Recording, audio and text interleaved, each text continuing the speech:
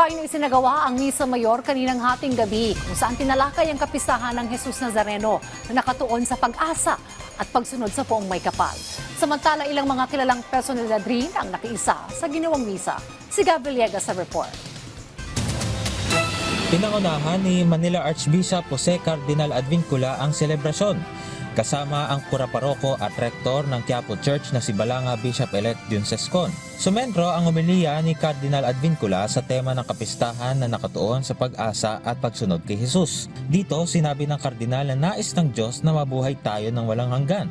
Hinikayat ng kardinal ang mga deboto na maging masunurin sa poong Jesus Nazareno, gaya ng pagsunod nito sa kanyang ama.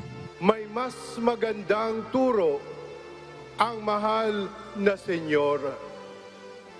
Sa halip na habang may buhay, may pag-asa, ang turo niya sa atin ay habang may pag-asa, may buhay. Hanggat meron tayong pag-asa, meron tayong buhay. Hindi natin kayang mabuhay kung wala tayong pag-asa sa buhay.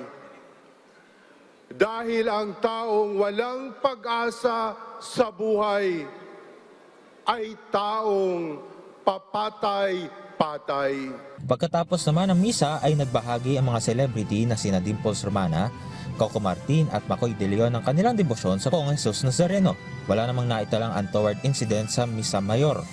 4:40 ng umaga nang umandar ang andas mula dito sa Quirino Grandstand.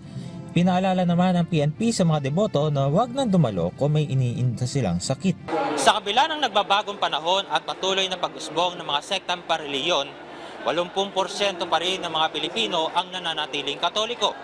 Mga Katolikong patuloy na isinasabuhay ang tradisyon at pananampalataya na dinala sa atin 5 siglo na ang nakalipas.